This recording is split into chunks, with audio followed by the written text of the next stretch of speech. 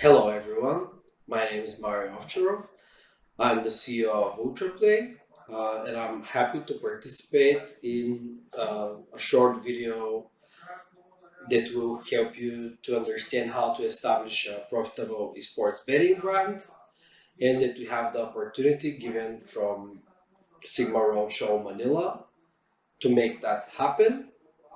So a little bit about us. Ultraplay has been in esports since 2014. We are one of the early adopters of the esports betting as we see it right now. Back then, we decided that esports needs to have proper coverage, needs to have proper live betting. So we took that road, and here we are, 7 years after. We have won over 25 international awards. We have a big team of traders, and our product is one of the most recognized around the esports industry.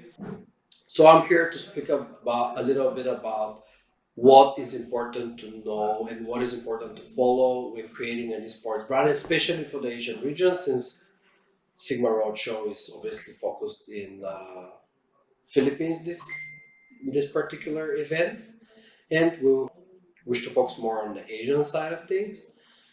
So, what could be considered a little bit different, starting off from top, would be the different games that are more popular in Asian region, the Asian continent, rather than let's say America and Europe. The biggest example there would be that CS:GO, which is sort of dominant in the other two regions, is not so dominant in the Asian region. The reason could be because that game was outside of esports was kind of a lately adopted in the continent, and CSGO has been in Europe and then America since before Global Offensive, so that's I don't know, 20 years. The other small challenge could be that the game is a little bit more demanding and it would not run on every device. Therefore, if you cannot really play the game, it will be hard for you to be a fan as well. So that created a little bit of a challenge, which throughout the years I think it's solved because you can see that the sort of the penetration of streaming and everything has become super popular, and people can follow their favorite game in many other ways, even if they don't have the proper hardware.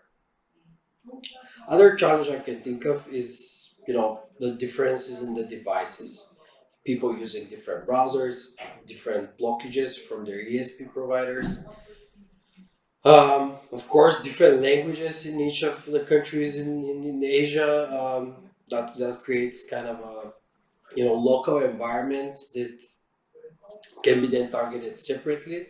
So it's important for you to localize your site in any possible way, starting from the language and ending with specific views that are very, very, how to say, rare for other countries or continents. For example, there's special views that you see in Korea for betting that usually don't see anywhere else. There's, a term called Asian view, which is a term for a reason, and it means that you should display the markets in a way that Asian people are used to see them.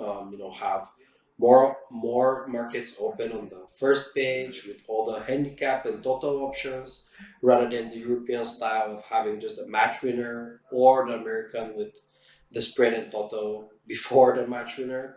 So again, for every country in Asia, you need to make your homework and pretty much decide to step up there. If you know that there's also another challenge like the bandwidth, which in some countries could be a challenge, then your site needs to be made in a way, or the version for that country needs to be made in a way that it's not so demanding in terms of resource. So you have less ads, you cut the live streaming, and many other optimizations you can apply to facilitate the betting, which at the end is the most important part of a betting site, right? You can always watch a match somewhere else. You can always open a second tab with the stream, but placing your bet is the main goal on the betting side. There's also throughout the years many organizations have been created locally, so many people are now having their own League of Legends kind of servers.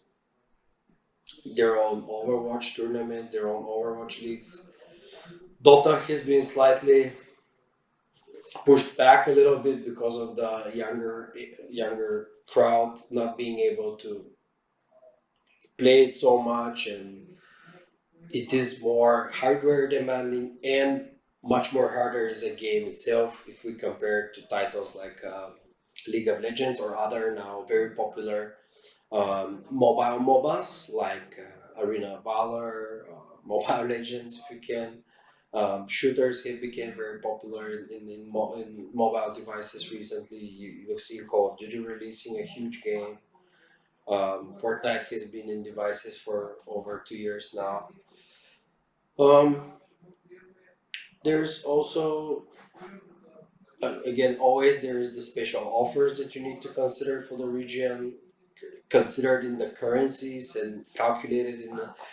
If you're doing a broad Asian operation, you need to make sure that the localized content has all been counted properly and make sure that all offers have the exact nomination that can fit the different currencies in the different countries, because there's big difference from China to Vietnam and then from Vietnam to Thailand, obviously. And what I wish to say is that we hope that from next year we'll be able to travel again to meet with everyone on the show in person and be able to have amazing SiGMAs like always. And I thank everyone for the opportunity, and I wish you a successful roadshow in Manila this year.